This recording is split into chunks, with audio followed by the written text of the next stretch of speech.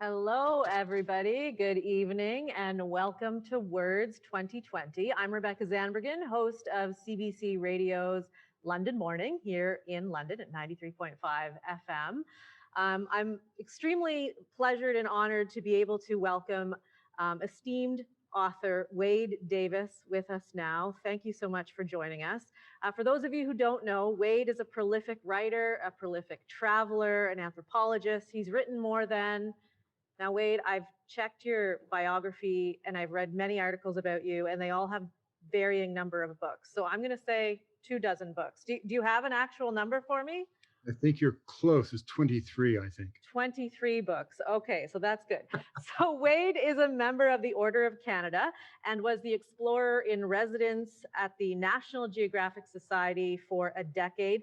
His latest book, the book we're talking about today, is called Magdalena, River of Dreams. It's been called A Love Letter to Colombia. In fact, in 2018, he became an honorary citizen of Colombia. And that's the book we're talking about tonight. But if you haven't checked out the article, and we talked about it on our morning show today. I just have to mention it, The Unraveling of America. It's worth checking out, particularly at this time we're in this week. So please welcome and give a warm round of applause. If you're on your couch at home, welcome Wade Davis. Thank you so much, Rebecca. I'll just do a little quick screens share here with y'all. You know, what we're going to do tonight is I'm going to give a little bit of a presentation with some images to give you a sense of the book for about 15 or 20 minutes, and then I'll give a chance for Rebecca and I to chat about the book and other things, including that Rolling Stone piece if it comes up. And we had a great visit this morning on the radio precisely about that Rolling Stone piece in the US election. But for the moment, I want to tell you about this book, Magdalena, River of Dreams. You know, I think travelers often become enchanted with the first country that sort of captures their hearts and gives them license to be free. And for me, it was Colombia. There was something about this unbelievably rich landscape, the three arms of the Andean Cordillera running away north to the Caribbean coastal plain, the vast Amazonian forests the size of France, the limitless llanos or the great plains of the northeast of the country, and the thousands of shimmering wetlands that are like mirrors to the heavens. It's the richest country in the world in terms of biodiversity, ecological diversity, geographical diversity, and indeed, one could say, cultural diversity. And this strange kind of love affair between a Canadian lad and a country began innocently enough in 1968 when my mother, a simple but determined Canadian woman, told me that Spanish was a language of the future. And she worked all year to save enough money to be able to allow me to join a small group of schoolboys who were being taken by a teacher to Colombia. And in 1968, at a time when most Canadians had never been in an airplane, the South American destination was terribly exotic. And I was at 14 the youngest of the group and by far the most fortunate because, as opposed to the others who sort of spent a sweltering season in the streets of Cali, Colombia, I was billeted with a family high above the city at the edge of trails that reached west to the Pacific. And it was a kind of a classic Colombian scene, you know, children too numerous to keep track of, an indulgent father, a grandmother who muttered to herself on a porch overlooking fruit trees and flower beds, an angelic sister who more than once carried her brother and me home half drunk, to a mother kind beyond words who stood at the garden gate feigning anger as she tapped her foot on the stone steps. And for 8 weeks, a long time in a 14-year-old's life, I encountered the warmth and decency of a people kind of charged with a strange intensity, a passion for life, and a quiet acceptance of the frailty of the human experience. And it turned out that several of the other older Canadian lads became what the Colombians say, suffering from mamitis or homesickness. And I, by contrast, felt that I had finally found home. And 6 years later, in the early spring of 1974, I returned to Colombia with a one-way ticket, a small backpack of clothes, and only two books, Lawrence's Taxonomy of Vascular Plants and Walt Whitman's Leaves of Grass. And at the time, I actually felt that bliss was an objective state that you could achieve simply by opening yourself unabashedly to the world. And I, both figuratively and literally, I drank from every stream, even from tire tracks in the road. And naturally, I was constantly sick, but that even seemed part of the process. You know, malarial fevers that broke in the night and arose again with the dawn. And at one point, on a whim, I accepted a commission to guide a journalist across the notorious Darien Gap. And after a month in the jungle, often with up to our necks in swamps and literally dealing with anaconda thieves and jaguar, I kind of emerged from the other side of the notorious gap and arrived in Panama City with only the ragged clothes on my back, $3 by name, and my body completely drenched from vomit from the various passengers in that small plane that had gone through a turbulent storm en route to the city. But I had never felt more alive.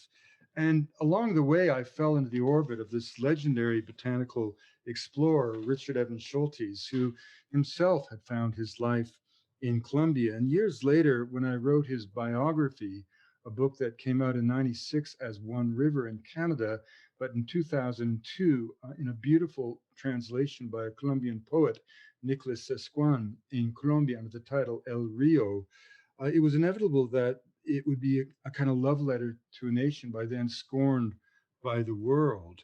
2002 marked a low point in Colombia's fortunes, and at a time when the very nation's capacity to endure was being called into question, a book on botany, botanical exploration, and ethnography hardly warranted attention. But its secret power was the quality of the poetic translation.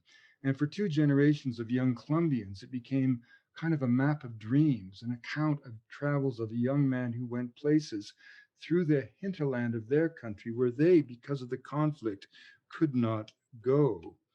And by the time it came out, Colombia was very much a pariah nation. And Colombians, most of whom have never seen, let alone used cocaine, had been living with the consequences of the trade for two generations. Um, Over 220,000 had been killed in a three-way civil war. 7 million people had been displaced from their homes. Now, just think about how Americans would feel about their casual consumption of cocaine in bars and boardrooms across the country, not to mention their hideous war on drugs.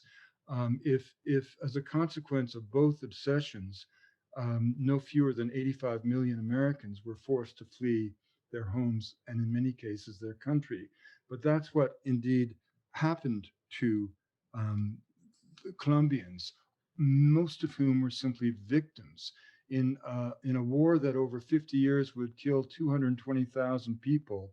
There were never more than 200, 300,000 combatants in a nation of 50 million. So most Colombians were simply caught in the vice of war, a war that would have not lasted without the obscene profits of the cocaine trade. At the height of Escobar's power, the Medellin cartel was putting 80 tons of cocaine into America every month, generating $70 million a day. Their accountants budgeted $1,000 a week just to buy elastic bands to wrap the illicit cash. In the last year before the signing of the peace agreement in Havana and its recognition in Cartagena in 2016, the FARC, one of the major leftist groups that came to that agreement, were down to 6,000 cadre, mostly teenagers in search of a good meal. And yet, in the last year of the conflict, the FARC generated $600 million through extortion, much of it through drug trafficking, much of that through the illicit distribution and production of cocaine. Well, if you give me $600 million and the London Boy Scouts, I can wreak havoc throughout southern Ontario. The truth of the matter is, cocaine has been Colombia's curse, but the ultimate responsibility for the blood that is on the hands of so many people in Colombia, those who have died, those who have been slaughtered, lies with those who use illicit cocaine and all the countries that make possible the trade by prohibiting its distribution while doing nothing seriously to curb its use in any way. And after $1 trillion being spent on the war on drugs, there are more people around the world using more drugs in worse ways than ever before. And the irony, of course, is that the source of this alkaloid, cocaine hydrochloride, is the most extraordinary plant in South America, known always as the divine leaf of immortality, and used for 5,000 years with no evidence of toxicity or addiction. Coca is a sacred plant, a benign stimulant that is chock full of vitamins, more calcium than any other plant studied by science, enzymes that facilitate the ability of the body to digest carbohydrate at high elevation. It was a sacred plant, but also an essential component of the traditional Andean diet. A plant that, again, has been used with no evidence of toxicity. And to compare coca with cocaine would be as absurd as comparing potatoes with vodka, or the luscious fruit of a peach with the poisonous cyanogenic glycosides found in the pit of the peach. And the point of all this is Colombia is not a place of violence and war and drugs. Indeed, it's a place of colores y cariño, where the people have endured this horrible war imposed upon them precisely by their character, which is itself informed by an enduring spirit of place, a kind of deep love of a land that, in fact, is the most bountiful on earth. There is no place in Colombia more than a day's travel from every known ecological formation known to exist on the planet. And through all these years of turbulence, the country, in an extraordinary way, has maintained its civil society and its democracy, greened its cities, sought restitution with indigenous people, created millions of acres of national parks, and paved the way for an economic renaissance of unparalleled precedent as literally two generations of young people returned to the country from capitals around the world with skill sets in every conceivable endeavor. And in the wake of the peace, one of the extraordinary realizations is that because of the conflict, vast areas of the country were literally off limits for industrial development. And so, whereas, for example, in the neighboring country of Ecuador, decisions made in the 1970s about oil extraction, the construction of pipelines, colonization, deforestation have absolutely transformed what was once the Eden of the nation. And Colombia's Amazon, by contrast, though now under threat, is virtually the size of France, and it remains completely roadless, the most extraordinary expanse of pristine rainforest in a basin the size of the face of the full moon. And so Colombians have been given this amazing reprieve over 50 years. And now they can make decisions about the landscape informed by not just 50 years of science that recognizes the wonder of biodiversity and the importance of the Amazon in particular, but also by a new understanding of the wisdom of the elders, the voices of indigenous people who today number more in Colombia than they did at the time of the Spanish conquest. And these are not vestigial societies. These are societies that are dynamic, living, and part of a national dialogue that, upon which will determine the future of the country, but also the future of the world. And as Colombians chart their way forward, everything in a sense hangs in the balance. And some months ago, outside of Santa Marta on the Don Diego River, in a small Arahuaco community, an old friend of mine, Camilo, Mamo Camilo. Now he's a member of the Arahuaco, one of the three Chibchen-speaking indigenous societies of the Sierra Nevada de Santa Marta, the highest coastal mountain range on earth that soars over the Caribbean coastal plain. They are descendants of the ancient Tairona civilization, vanquished by the Spanish in the 16th century.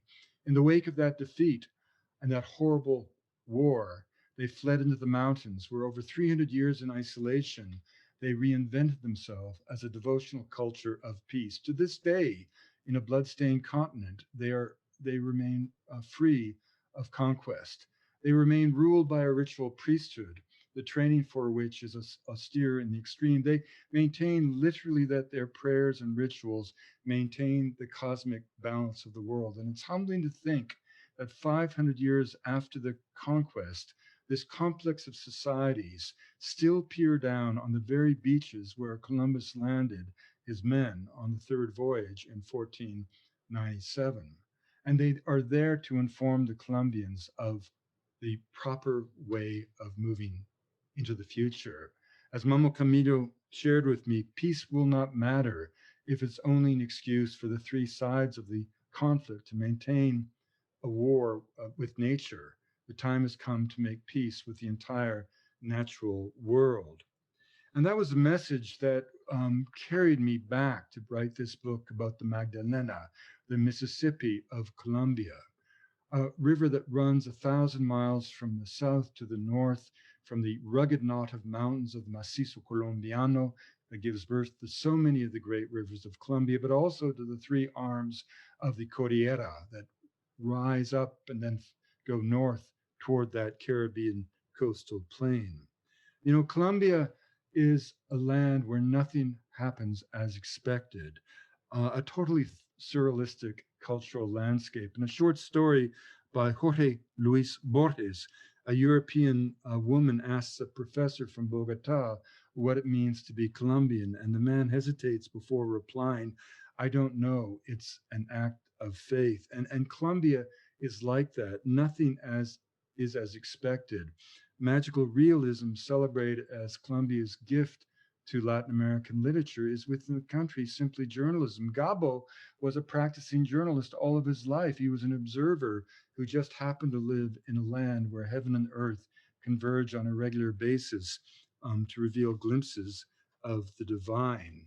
Only in Colombia can one wash ashore in a coastal desert, follow waterways through wetlands as wide as the sky, ascend narrow tracks through dense tropical forests, and reach in a week Andean valleys as gently verdant and bucolic as anything to be found in the old world.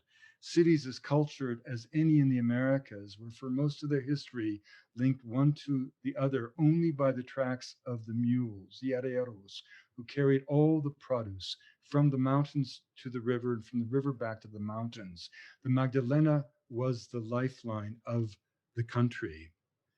And this wild and impossible geography in time found its perfect coefficient in the topography of the Colombian spirit, which is restive and potent, at times placid and calm, in moments kind of twisted and tortured, just like a mountain that shakes and crumbles and slips to the sea. And magic then becomes the antidote to fear and uncertainty.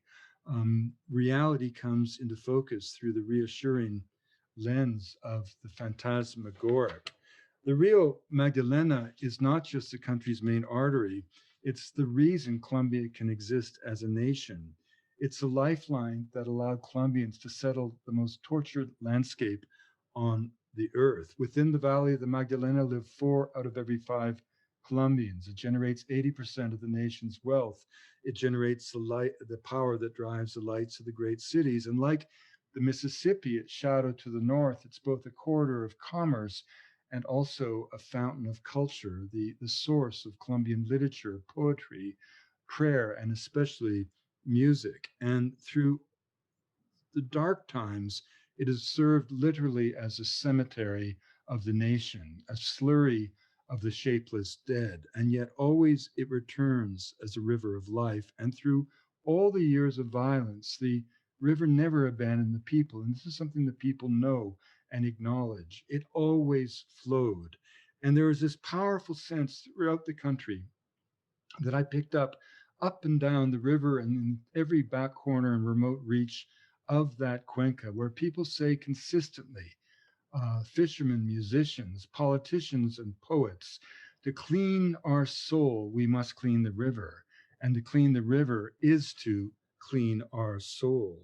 And so the Magdalena is the story of Colombia. Colombia as a nation is a gift of the river. And today that story happily is one of redemption, regeneration, and hope. And one picks up these subtle signs of of this space. It's like what Lawrence Durrell said. If you want to know a people, just find a quiet place and listen to the messages of their landscape.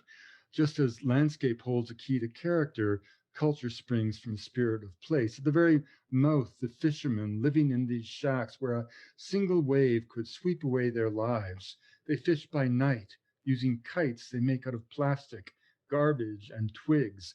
And they live on a narrow jetty, on one side of which is the dark and foreboding river, once dense with corpses of the dead, on the other side, the powerful ocean.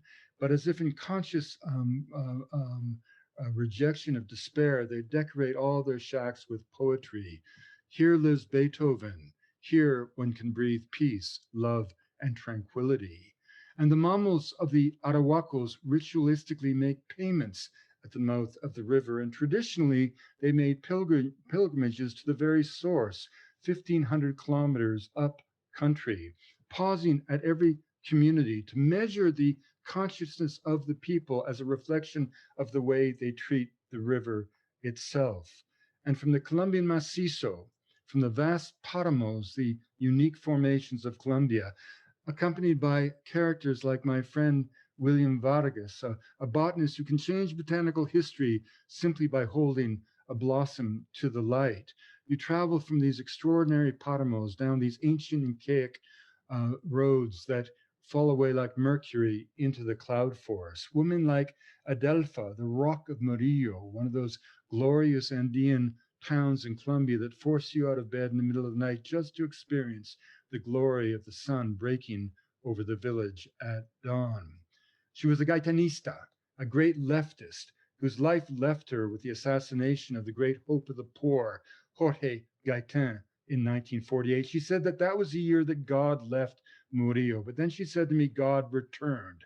And the story came one evening when she told me what happened on the night that Nevado de Ruiz blew, when 35 million tons of rock and ash and ice came careening down the mountain at the speed of a locomotive. Everybody in her community gathered in the plaza. The power went out. Ash fell like black snow. People and families read the faces of their young like braille to see who was still here.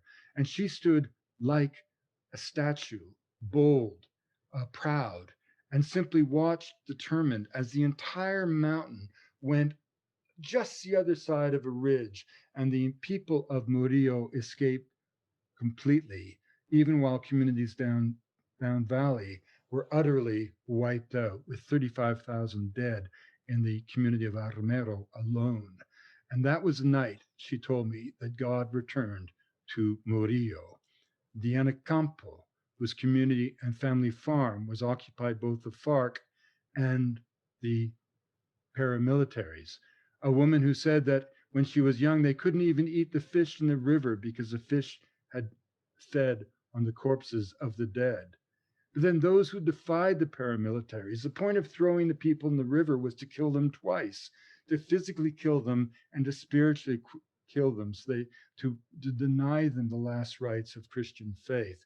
And yet in one community of Puerto Barreo, the fishermen said, no, we won't allow this. And even at the risk of their own lives, they defied the paramilitaries and began to bring the corpses out of the river. And they baptized them, making them the people Enes without name, baptizing them with the names of their only family members, bringing them into their own lineages, as if to say, we are here, you came to us by way of the river, and we will not forget. The armero, the man who works with the spirits of the dead in the cemetery. Continuing downriver into the fountain of Colombian music. Colombia is said to be the land of 1,000 rhythms. Ethnomusicologists have in fact identified 1,025. The mother of all the rhythms of puro, merengue, salsa, tambora is of course cumbia.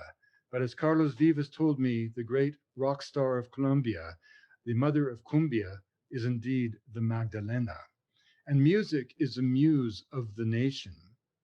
And continuing finally down toward the river mouth itself, the great Ciénaga, the great wetland of the Sierra Nevada, Ciénaga Grande de Santa Marta, where in this floating fishing village of Nueva Venecia, which suffered one of the most horrific massacres in 2003. A village where the cats swim and the dogs are afraid of water. A village that has somehow miraculously rebounded from the great massacre of 2003, where the people were killed simply because they were caught in the vice of war, condemned if they failed to aid the guerrillas, condemned by the paramilitaries if they did. A young fisherman we met, we asked him what could the government possibly do to offer reparations for such a horrific period in your history. And at first he said, build us new houses. And then as we sketched a note, he said, no, that won't work. We need the cienega. Give back life to the cienega. And as we made notes, he said, no, that won't help. What good is that if we don't have health in the rivers that come into the cienega? And then as we wrote that down, he finally burst out, mierda, shit, what's the point? We can't do anything if we don't restore health to the Mother Magdalena herself. That's what we need. And so this is the image of Colombia today. Two lovers dancing, practicing their salsa, 3 a.m. at Cartagena. The only danger in going to Colombia today is a danger that you may never want to come home. My friend Sandra Uribe, who was my confidant, my partner, my closest friend in Colombia, critically essential to the success of this book. We were once on Monserrate, on the shrine overlooking Bogota, and she said something really amazing. She said, it's curious that we named this river Magdalena, because at the time it was named Magdalena, Maria Magdalena had a less than sterling reputation. She was known, according to Pope Gregory in the 6th century, as to be a repentant prostitute who Christ only allowed to bathe his feet with her hair out of a state of grace and forgiveness. But it turns out that Maria Magdalena was the wrong woman. For 1,500 years, the church focused its contempt on the wrong woman. It was Mary of Bethany who was the repentant prostitute, and Maria Magdalena was a simple devotee of Christ. She was with him in life, by him at his death. She was the first to witness his resurrection. It was to her that he gave the key to the kingdom. She was the one to spread the joyful news of his resurrection and redemption. And it was only in 1969 that the Catholic Church removed the scarlet letter of sin from her chest. And only in 2016, even as peace came to Colombia, Pope Francis famously anointed her the apostle of the apostles, the watchtower of Christianity. And Sandra said to me, think about that. For all of history, Maria Magdalena was viewed as a prostitute. And then in a single generation, 3 billion Catholics, Eastern Orthodox faith, Lutheran and Anglican, realized she was in fact a saint. And then Sandra said, why can't we do the same for the river? And at that moment, a small little bird landed on our table in that cafe, pecked at the crumbs, and then flew away into the rainforest. And let me finally just read you one quote from one of the characters in this book, Herman Ferro, the director of the Museum of the Magdalena in Honda, who did his PhD thesis on the muleteers that carried the wealth of Colombia for all of its history. He said, I'll never forget the moment when I first heard that the peace agreement had been signed in Havana. By chance, I was at the very confluence of the Rio Cauca and the Magdalena. The Rio Cauca is a great affluent of the river. I was completely overwhelmed by what I can only call geographical emotion, a sense of space, as if the spirits were emerging from the earth. I stripped off my clothes and placed my head in the river. As I stood in the sun, the water dripping down my naked body, I began to weep.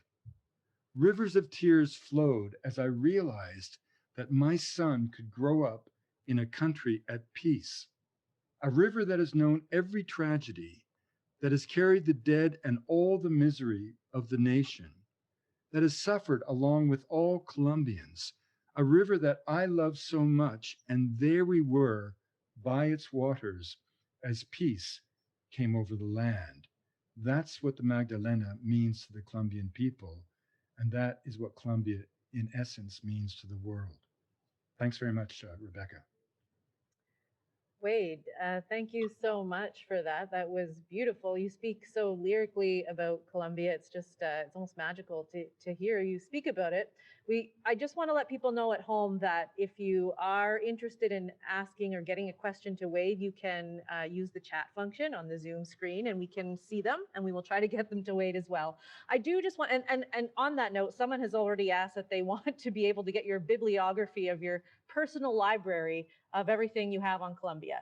So Ah, great. That's that's wonderful. one of the questions. But it actually dovetails Let nicely me into just, what Rebecca, let me, I before wanted to you, ask you first. Sorry, go let me on. just, I was just going to say, that's just actually a wonderful comment because, President Juan Manuel Santos, the Nobel laureate for peace, just tweeted out unsolicited that every Colombian should read this book and we should clean up the river.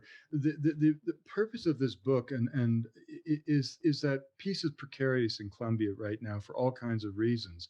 And the greatest enemy of peace is despair, negativity, and pessimism.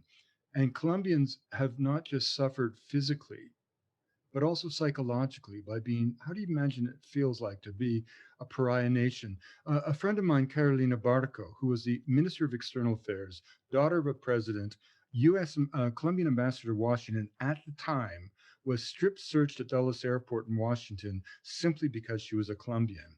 And when she offered her diplomatic credentials, the customs guy spat out an obscenity as if bark from the mouth of a dog. Now, if that government official is treated that way, you can imagine how ordinary Colombians are treated at frontiers around the world. And it creates a psychological despair. My friend Hector Abad, whose father was assassinated in one of the killings that shook the entire nation, and he's a brilliant writer of Latin American literature. He's one of the great writers of Latin America, and he was a great journalist. And he's famously bitter about his country for obvious reasons. And he has this sort of love hate thing about Colombia. And so when he said of Magdalena, only Wade could make me, only Wade in this book could make me love Colombia again. That's what the book's about. The book is not just it's not a travel book. It's a biography of the country. As Hector said, it's a love letter to the country. And its goal is to show all that's wonderful about Colombia without hiding from the dark history, but explaining it with empathy. And the hope is, of course, that the Colombian people will see in the mirror of the book the wonder of what they really and truly are. I'm curious if you ever worried as you're writing this book that because you say you want to make sure that Colombians know that they are the special people, the special land that they are. But do you ever worry that you somehow romanticize poverty or romanticize violence in doing that? Not in the slightest. If you actually read, if you read the book, it goes into extraordinary and graphic detail about the violence and about the war, but and explains it within the context of Colombian history and geography. The book is anything but a sanitized version of Colombian history, but again, that history is explained in a way and contextualized in a way that is fair and not simply based on meaningless and dark cliches. And so when did you know I think your love affair with Colombia started pretty organically, it sounds like, as a young boy, and then you revisited. So at what point did it become like, this is my love affair with Colombia, but now this is a deliberate Yeah, part of my life that I'm going to start researching and writing about this now? books come to you in kind of serendipitous ways, Rebecca. In this case, you know, I really, in, in Colombia, I have a reputation that is out of all proportion to the time I've actually spent in Colombia, in a sense. But One River was such an important book for Colombians. For example, when the National Library, in anticipation of the 200th anniversary of the independence of the country, started the process of selecting 200 books, the most important books in the history of the country. One River was selected as among the first 25, and it was the only book by an outsider. it's not for nothing that President Santos, in a ceremony at the National Palace, invited me to be an honorary Colombian citizen. It's very rare in the history of the country. And it began just sort of. I started going back to Colombia, in the early years, 2000, 2003, making a few films in the country, doing some photo exhibits at Smithsonian that traveled Colombia. One thing led to another.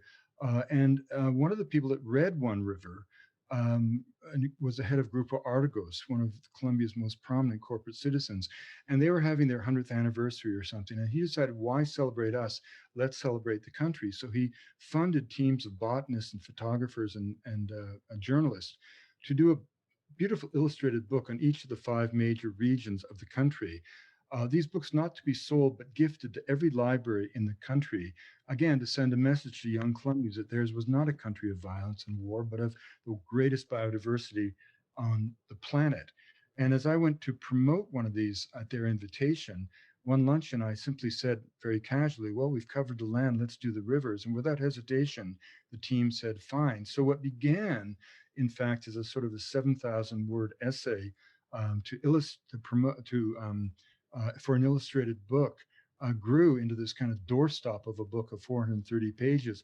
And the river just captured me. I know that as a writer, Hemingway said, I think, that anyone who says that writing is easy is either a bad writer or a liar. I mean, writing's not isn't easy. And I at least find that you need to have some kind of motivation, some passion. And for me, that's often righting some wrong. When I wrote The Serpent and the Rainbow, my first book, it was the indignation I felt that the African religion of voodoo had been dismissed in this racist way as simply a black magic cult. When I wrote Into the Silence, I wanted people to know who were forgetting what our grandparents endured in the Great War. I also wanted to tell the story of a generation seeking the summit of the world. All of my books have been driven by some kind of mission. At least that's how I get motivated. And in this case, I just felt a real need to tell the story of the Colombia that I knew. And there's kind of no corner in Colombia that I haven't seen. And I really feel strongly.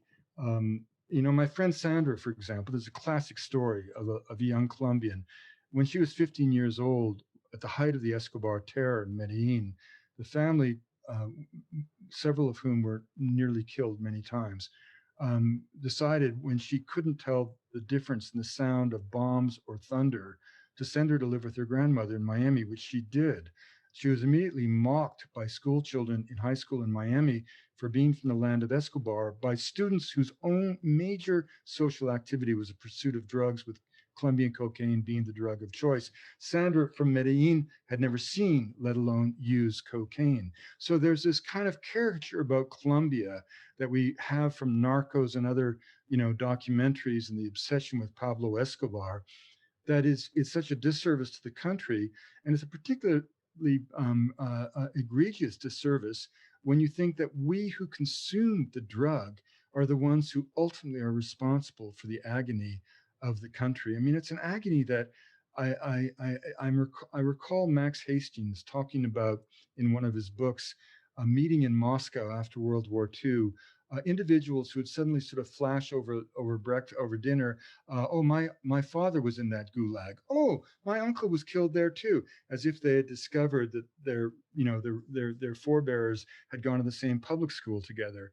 Well, Colombia is like that. You're sitting around at a gay luncheon in Bogota, and someone says, my father was held hostage by the FARC at that Paramo, and then someone will say, oh, my sister was killed there too. I mean, it's like, it's just so general, the suffering in Colombia, which makes it all the more extraordinary, the national resilience. And it's something that I think the world, in a sense, owes something to Colombia. I mean, this is a serious nation of 50 million people. It's the strongest democracy in Latin America.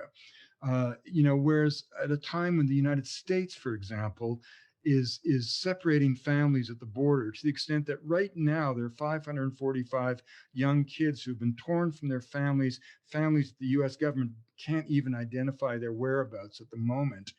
And quietly, even as they've been faced with the challenge of a peace agreement that has a price tag of $45 billion, the Colombians, without a thought, have absorbed 1.8 million Venezuelan refugees in the biggest humanitarian crisis in the history of Latin America. And they haven't put them in cells. They've housed them, they've fed them, they've given them schooling and medical care. So Colombia deserves a hell of a lot of credit. You know, when you speak about Colombia, you clearly, as we've been saying, are in love with this country. Your passion for it is so pure. But I'm wondering, in your travels there over the many years you spent there, in the corners that you were there, and all of the places you've been, you certainly would have seen the underbelly or the dark parts of Colombia that you speak about. Were you ever disenchanted? I mean, did you ever have a moment where you thought, okay, like I have to focus on the good? And did you find yourself getting caught up in the negative image that Well, that I don't we know and the what rest of the world have I seen? don't know what you mean by the dark sides of Colombia. I mean, I've Nope. never been a war correspondent. I spend a lot of time on the river with a friend of mine, Juan Betancourt, who was a war correspondent, and I quote him a lot in the book, and he taught me a lot. So I mean, the early days of the conflict, I was once arrested as a Dutch gun runner. I had some brushes with the FARC, and I guess, you sorry, I guess what I just mean is, you're in a country that has a lot of poverty. It has a lot of people who are struggling with the aftermath of people being killed. And so I'm wondering if you ever got caught up in this belief that is put out there to the world that it's not the best place on the planet as you've come to believe it is. I'm not saying it's the best place on the planet. I don't even know what that means, but I'll tell you something. I mean, the when I was a young traveler, I lived on the streets of Colombia. My budget was $3 a day, and that included money to collect my plants and send my specimens home. I mean, I lived like a campesino, and one of the things that Colombians like about me is my accent in Colombia, in Spanish rather, is very much of the street, and my modismos and the way I put words together is like a campesino, because that's the world I knew. And in all of that time, the warmth of the people just wrapped around me like a cloak. The extraordinary thing about Colombians is their generosity. People who have nothing to give nevertheless don't hesitate to give all that they have. It's the most extraordinary place in that regard. There's a lot of places in the world. This business of poverty. I mean, obviously, we want to elevate people out of poverty, but there's a very big difference between having material scarcity in your life and living a life of wretched despair. I mean, I have never in my life in abroad, and at one point when I was at the Geographic, I was traveling sometimes to 60 countries a year and doing ethnography. So I wasn't hanging out in five-star hotels.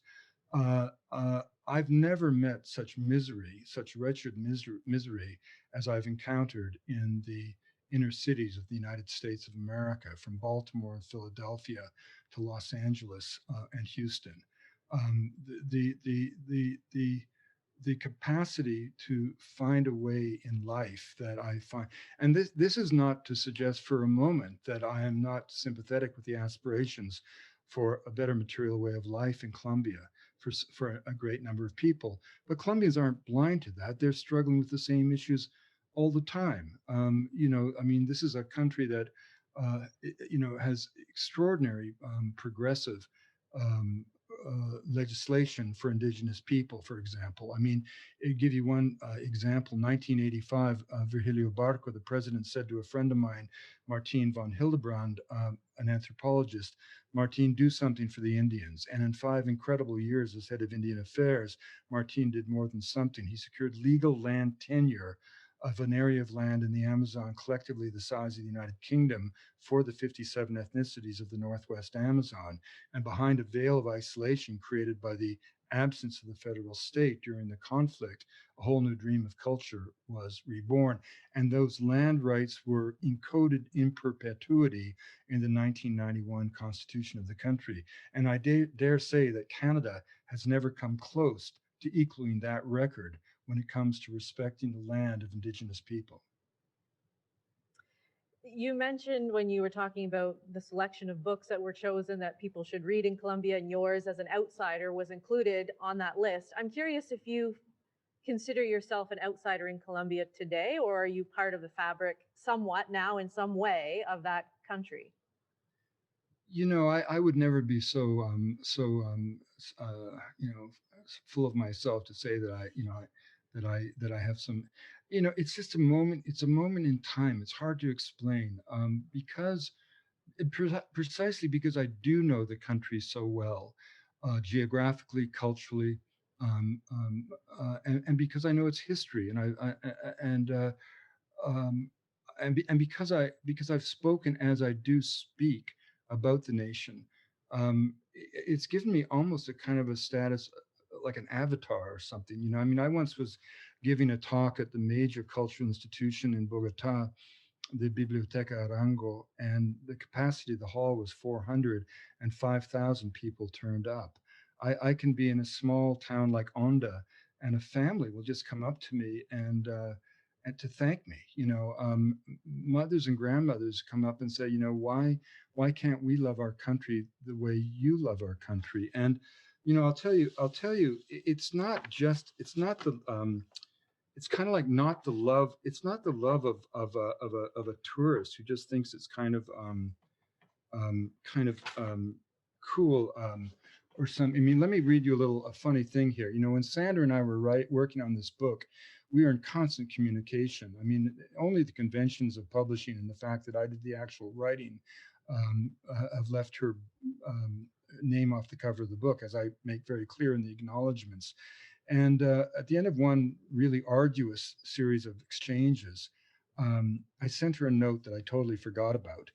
And years later, 3 years later, a journalist in Bogota was interviewing me, and he asked me this question: what is it about Colombia that draws you?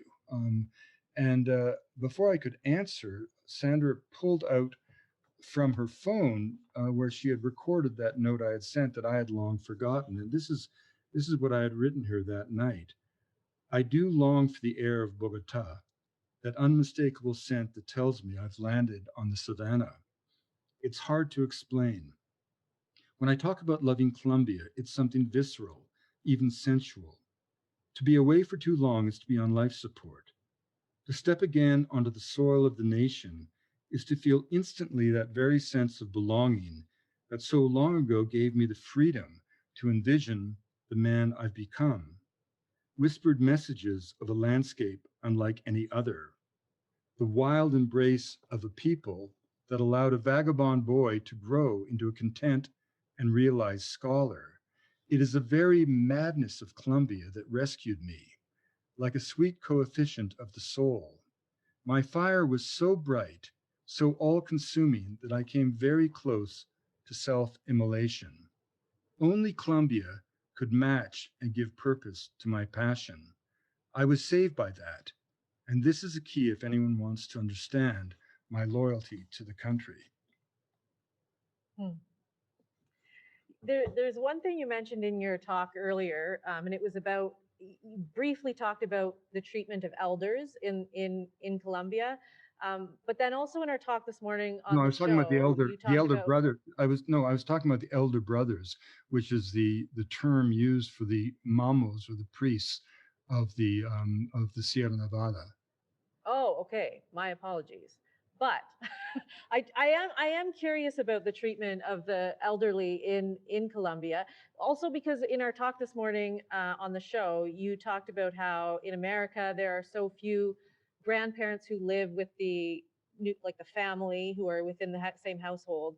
And it, there seems to be, and now we're having these conversations in Canada about long-term care and why do we not care about our elderly, and just knowing in other parts of the world the treatment of people who are older is much different than it is in North America. I was curious to hear how grandparents are treated in Well, I that mean, society and what we obviously, can learn from them. yeah, I mean, obviously, Colombia is a very complicated place with, I mean, it's rural, urban. Bogota is as sophisticated as New York, and yet you can reach, settlements that feel like they're still almost frozen in the 17th century. That's the charm of the country. You can, I mean, that's sort of the magic of it. And I'll get back to your, but to give you a sense of that the way it works in Colombia, Uh, I was with the Mamos, and when we went to make the ritual payment at the mouth of the river, um, Mamo Camillo asked me innocently if I was willing to be, could I find a way to be with them in 4 days in their village in the mountains when President Juan Manuel Santos was going to visit for the first time. And I said, well, I'll do my best, knowing full well logistically, the only way I could have joined them would be to hitch a ride on the presidential airplane and helicopter. And so I made some phone calls and I got a message back from the Palacio Nariño from the president saying through a friend that he'd be delighted to have Profi Davis come along. So I flew from Barranquilla down to Bogota. A soldier brought me over to the presidential jet, and the president arrived with the ministers, and we flew back up to Valledupar to pick up the helicopters. And en route, the aides were peppering him with statistics as to what he should say in his national speech that was to be broadcast from that village. And I sort of quietly put up my hand and said, in Spanish, Presidente, los datos no valen nada para ellos. No, statistics don't mean anything for them. It's what's in your heart that counts. And then I told him what Mama Camillo had said about peace not mattering if it is just an excuse to maintain a war against nature. Well, the president made that the theme of his speech. And as we were in the men's sacred temple with all the ministers and the elders, he started to introduce his party, and he got around to me, and he was very generous and warm and kind with what he said. But he was interrupted by one of the main mamos who said, no, you don't have to tell us about that guy. He's our ambassador in Washington, D.C., because I guess in a way I was. And then we had a big laugh about that. And the president gave that great speech. And then we all flew back to Bogota just in time for me to catch another flight to Barranquilla, where that night my daughter in her cumbia band from Medellin was singing on stage in front of 10,000 people with Carlos Vivas, which was amazing. Then I flew back to Medellin, and word came that President Uribe, the bitter rival of Santos, wanted to see me. So I took my car up. My driver took me up to his hacienda, and I was told there was going to be this great party fiesta. Maybe I'd get in word about cleaning up the river. Well, when I got there, only President Uribe's wonderful wife, Lina Moreno, was on the front step waiting to invite me in. And she said to me, have you had lunch? And I ended up having a nice Sunday lunch with the family and the grandchildren. And with President Uribe, we toured the country. There's no place he doesn't know. And then he said, okay, Profi, let's talk about the river. My point is that, that's a 48-hour period where you can have access to a president, and the president will actually listen to a native elder in that profound way. So that there's this huge inner fertility between the intellectuals and the politicians and indigenous people, even that is not perfect, but it's quite remarkable nevertheless. And the incredible rich traditions of science. So back to your original question about elders. I mean, obviously, in an urban center like Bogota, you have the same challenges we have with longevity and what becomes of family members who are suddenly in their 90s and perhaps suffering from dementia or other afflictions. But in general, the family remains in Colombia, as in much of Latin America, the sacred unit of the society.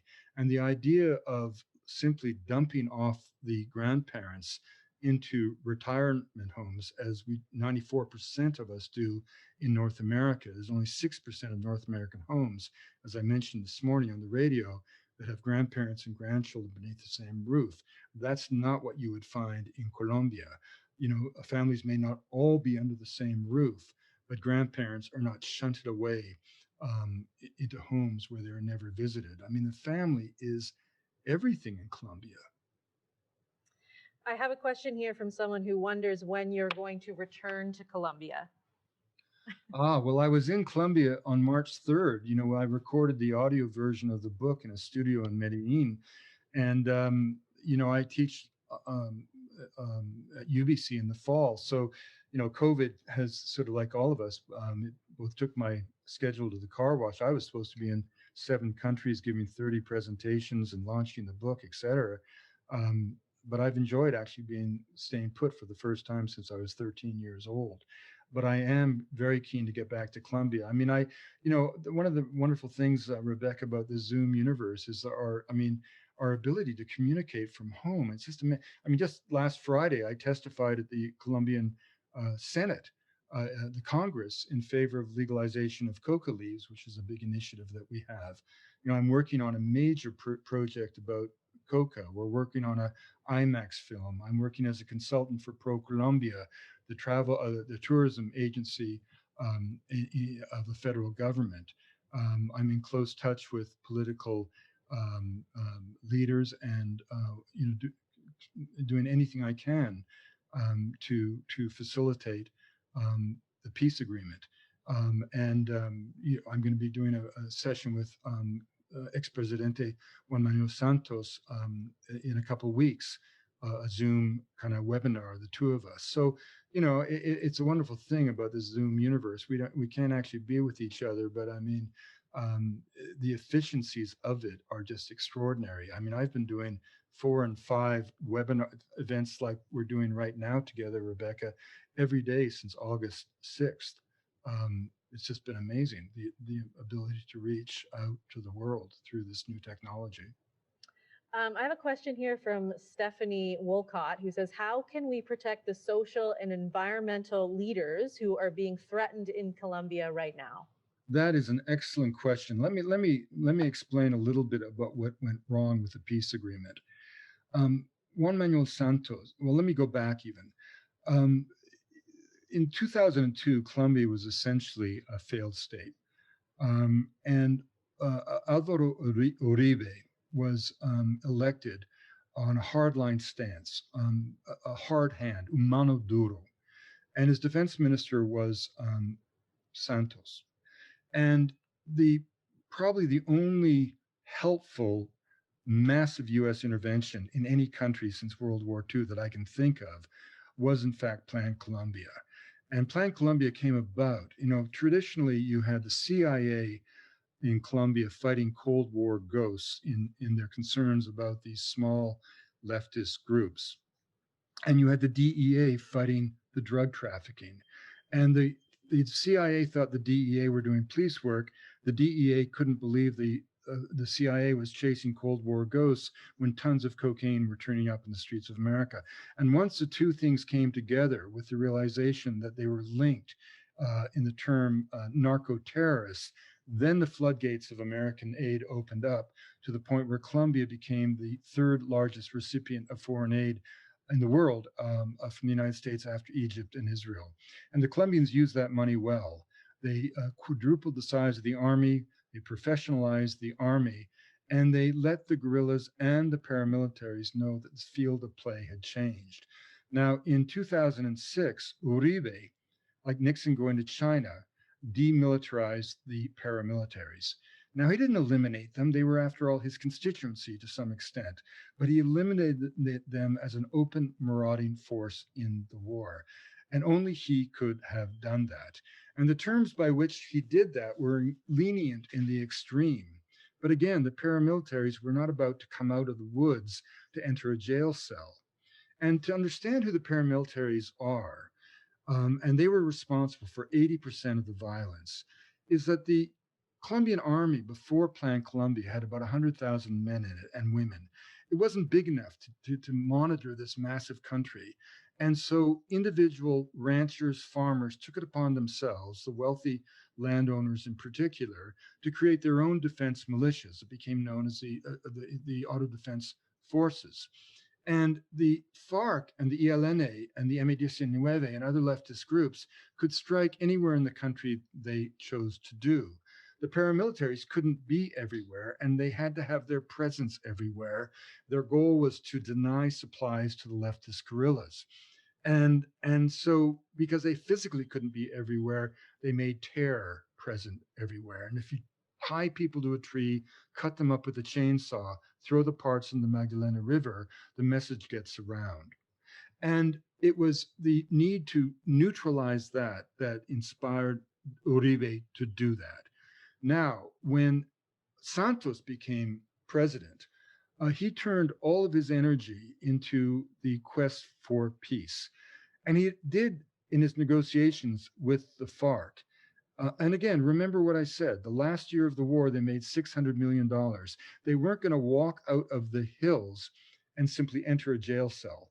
So similarly, the terms of reference that brought the FARC to the peace table in Havana were, by the opinion of many Colombians who had suffered, those on the right, too lenient. But they were the only way he was going to stop this war going on forever. Unfortunately, he put the vote for the treaty to a referendum. He legally didn't have to do that. He wanted a kind of a sense of national solidarity. To everybody's surprise, that vote narrowly was defeated by literally handful of votes.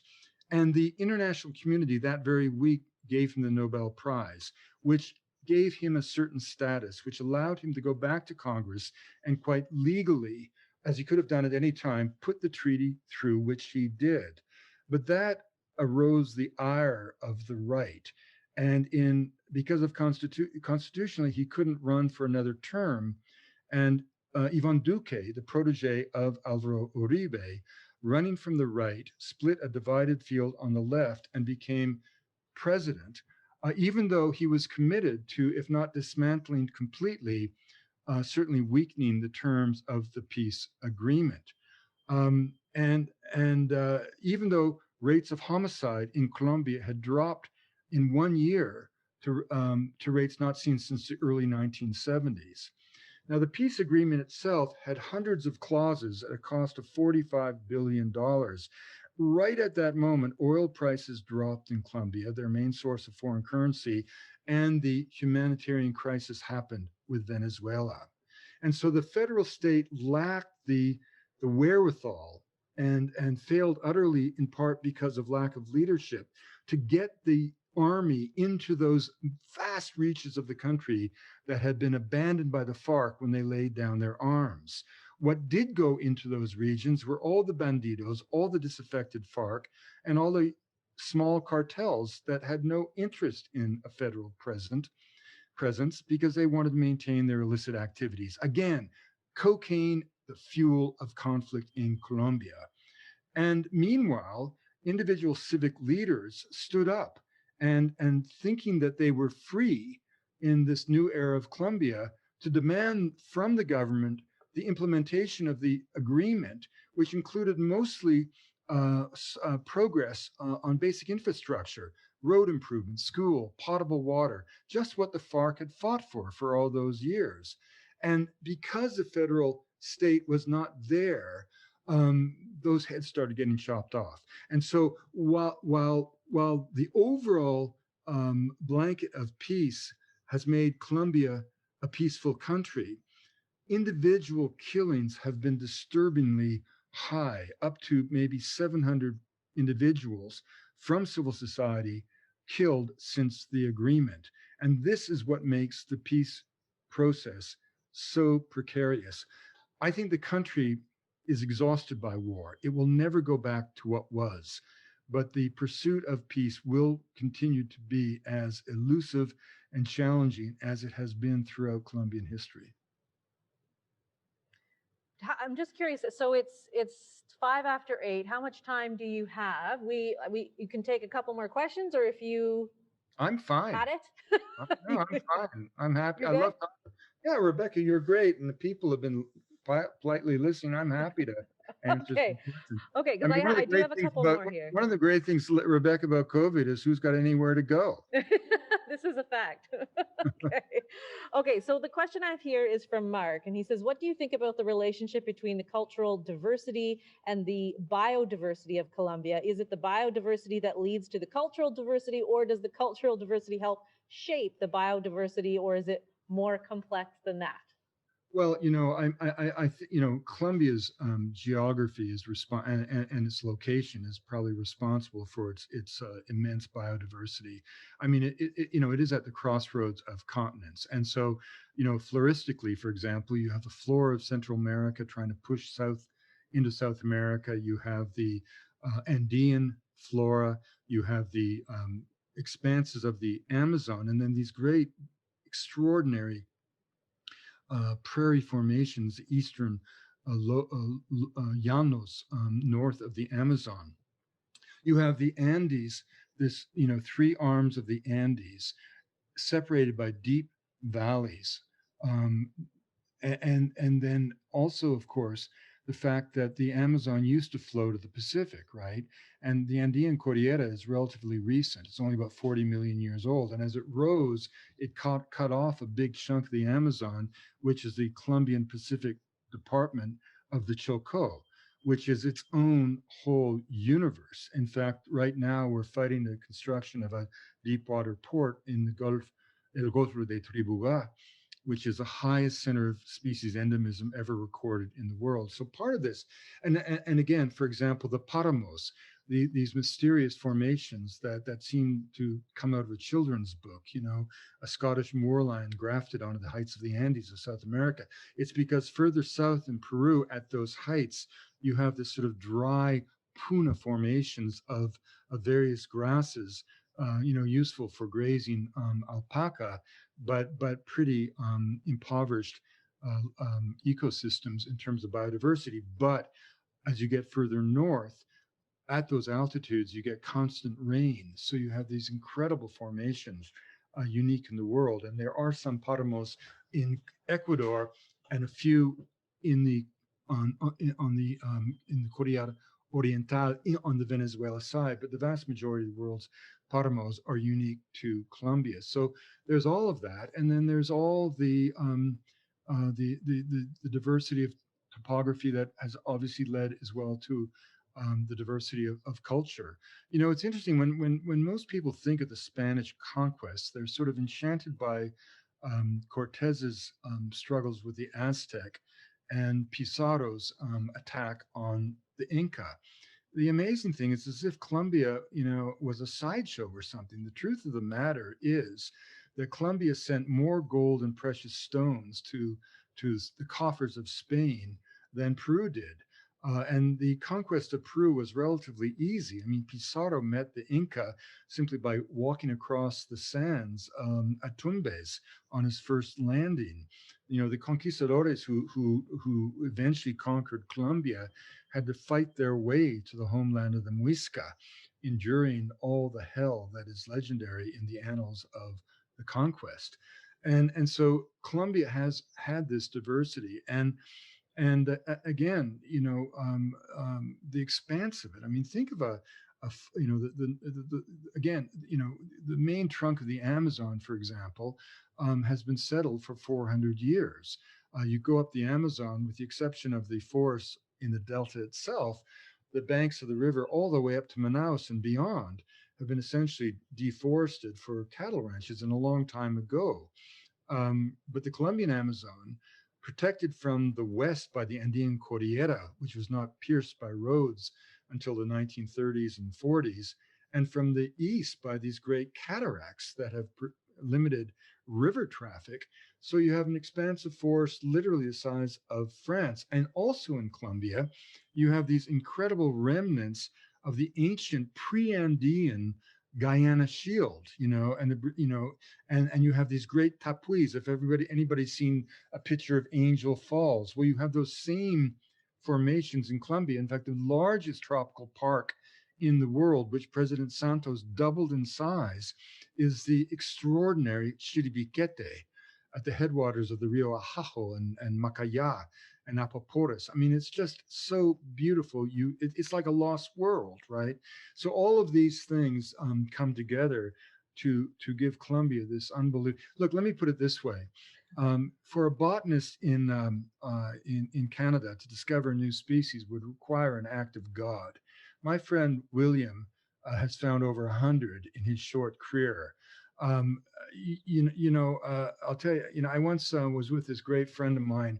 I called him Morita de los Manatees. He was kind of this poor field hand who kind of fell in love with manatees, and he would keep them alive in periods of drought. He thought they were his spiritual power. He was a classic Colombian in that sense, dancing in the realm of the phantasmagoric all the time.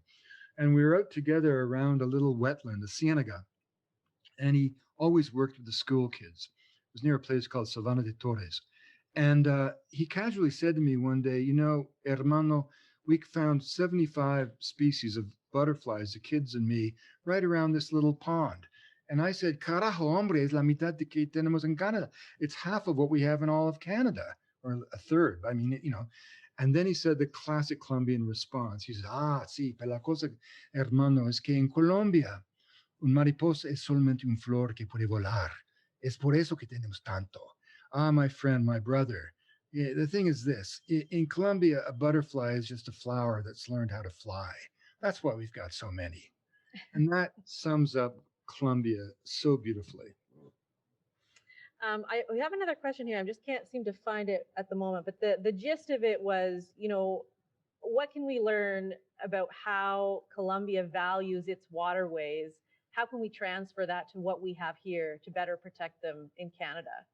Well, I mean, Colombia hasn't valued its waterways, which is kind of the purpose of this book. I mean, one of the extraordinary things, Rebecca, that COVID has taught us clearly, is that we're all biological beings on a living planet. As I said on the show this morning, this strange viral pathogen, 10,000 times smaller than a grain of sand, commandeered our cells, transforming our own biology even as it attacked the connectivity of community that is for social species, its protection, just as teeth and claws are for the tiger. Um, but at the same time, as the industrial world shut down, we saw the fecundity of the world. Those amazing images of wild boar in the streets of Barcelona, the canals of Venice clear, rivers in Medellin running through the city like trout streams, the sky over the Himalaya of Delhi and Karachi and Kathmandu clear for the first time in 2 generations. We saw the abundance of nature. And, rivers are like that. I mean, their capacity for regeneration is extraordinary. I mean, look at the River Hudson. A really good friend of mine and another lover of Colombia is Bobby Kennedy Jr. When his dad was assassinated, the family sent him to live on a farm, a ranch in the Llanos with a friend and escape the media frenzy. And, Bobby has told me many times we're kind of like brothers. We've known each other for 40 years. And, the River Hudson was so polluted that you could tell what kind of car they were making at the GM plant at Terrytown from the color of the river. Today, you can't eat the fish because of the concentration of heavy metals, which will take a century to remove. But there is the richest fishery in terms of species on any river on the east coast of North America is now the River Hudson. Humpback whales have been seen at its mouth from Manhattan. Children can play on the beaches and families can swim in the river, unheard of a generation ago. What about the River Thames in London? In 1967, the Natural History Museum declared it a totally dead, biologically dead entity, not even any oxygen in it. Today, there are 125 species of fish in the River Thames. Dolphins can be seen beneath the bridges of London. All you have to do to bring back the life of a river is to stop putting shit into it. And, it's interesting when you think of how precious fresh water is. All the water on Earth, if you put it into a gallon jug, what's available for us to drink wouldn't fill a teaspoon. People don't understand that water can change states becoming gas or ice or liquid. But water is never created nor destroyed. The same amount of water on Earth that slaked the thirst of dinosaurs is the water that we have today. It's all based on the hydrological cycle. And when the mammals of the Arahuacos say that the blood in our body is the same as the water in the rivers, they're not really speaking in metaphor. All of us will die. And when we do, that blood, which makes up at least 2/3 of our weight, will indeed slip into the soil and find its way to the sea as effortlessly as the water of a river runs away to the ocean. And and and so to heal the Rio Magdalena, all we have to do is stop putting crap into it. It seems so ironic to me that, we in the Christian faith, for example, we baptize our children with, water in the form of a cross over the brow, or we literally dump them into basins of purified sacred water, that they may emerge transformed, blessed with the possibility of salvation and eternal life. And we draw that water from living bodies, of rivers and lakes that we then turn around and abuse in ways that can only be seen to be shameful. The Rio Magdalena could be cleaned up so readily. And the way we're promoting it in Colombia is not as an environmental movement, for more regulation, more interference by government. We're promoting it as a statement of patriotism, of patrimony, because the river is the country is the river. And incidentally, Colombia is the only nation state in the world whose revolution was sparked by a vision of natural history. Simon Bolivar, who, as opposed to George Washington, liberated an entire continent, carried in his saddlebags, as he rode 75,000 miles over the course of that revolution, the journals and the maps of Alexander von Humboldt. When Humboldt spoke of nature as a universe to be protected, he was speaking to some extent in metaphor, but Simon Bolivar took him quite literally. And Colombia was born in a vision of natural history. So we're calling for the cleaning up of the river as an essential act of patriotism, because if Colombia exists because of its beauty and its natural history, the purest act of patriotism is the protection of that heritage. And the unnecessary destruction of that heritage is nothing less than an act of treason. I have another question here, and I suspect this might be the last one because we are getting to the end of the time. But Cynthia wants to know if you can touch on the coffee industry in Colombia and its relationship to the environment. Well, I mean, the coffee industry has deep roots in Colombia. Coffee, obviously at one point was responsible for deforestation, particularly in departments like Antioquia, Caldas. Right now, I would probably suspect that most of Colombia's coffee production is being grown in well established fincas, like the one that my friend Sandra's family has, one of the most beautiful coffee farms in all of Colombia. What's causing deforestation in Colombia is cocaine production. And again, this is why we're pushing to decouple coca leaf from cocaine. The campesinos are going to grow coca. It's probably 1,000 times more lucrative than any other cultigen. And there are vast acreages where if coca was legal, it could be grown.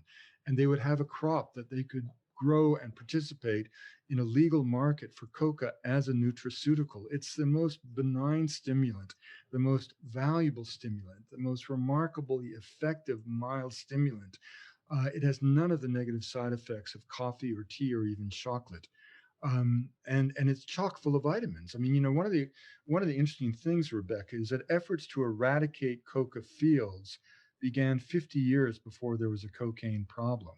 What happened is that physicians in Lima looked up into the mountains in the 1920s and saw illiteracy, poor nutrition, various social pathologies. And because issues of land distribution and economic inequity came too close to challenging the bourgeois foundations of their own lives in Lima, they settled on coca as the culprit, and every conceivable ill was blamed on this plant. And so when efforts to eradicate the fields began, when inspection tours from the United Nations arrived to study the problem, they announced at the airport upon their arrival that coca had to be eradicated. And during all of those years, those physicians never bothered to do the obvious, a simple nutritional assay of the plant to see what it had in it. We did that for the first time in the 1970s for the USDA, and what we found horrified our backers at the US government. Yes, coca leaf has a small amount of the alkaloid, half to 1% dry weight, absorbed benignly and gently through the mucous membranes of the mouth. I mean, if you extracted caffeine into a pure alkaloid and smoked it injected it or snorted it, you'd have a drug abuse problem. It's an axiom of of pharmacology that the purer the drug, the greater the potential for abuse. But taken in natural form, coca is a benign stimulant that is chock full of vitamins. So when the mamos take their daily dose or their daily consumption of coca, they're absorbing all the necessary vitamin or vitamin requirements as deemed necessary by the FDA. The plant also has more calcium in it than any other plant studied by science, perfect for an Andean diet that traditionally lacked a milk product. It also has enzymes which enhance the body's ability to digest carbohydrate at high elevation, again, perfect for the traditional tuber crop diet of the Andes. And so, in one elegant assay that could have been done any time in those 50 years, we put into stark profile these draconian efforts that are underway to this day to destroy the fields of a plant that's been used with no evidence of toxicity, let alone addiction, as the divine leaf of immortality for 4,000 years. And it begs the question, why should Colombians tolerate the imposition of policies of a foreign country whose citizens, for whatever reason, choose to choose to use a drug best used to numb the senses, to pull a tooth by your dentist?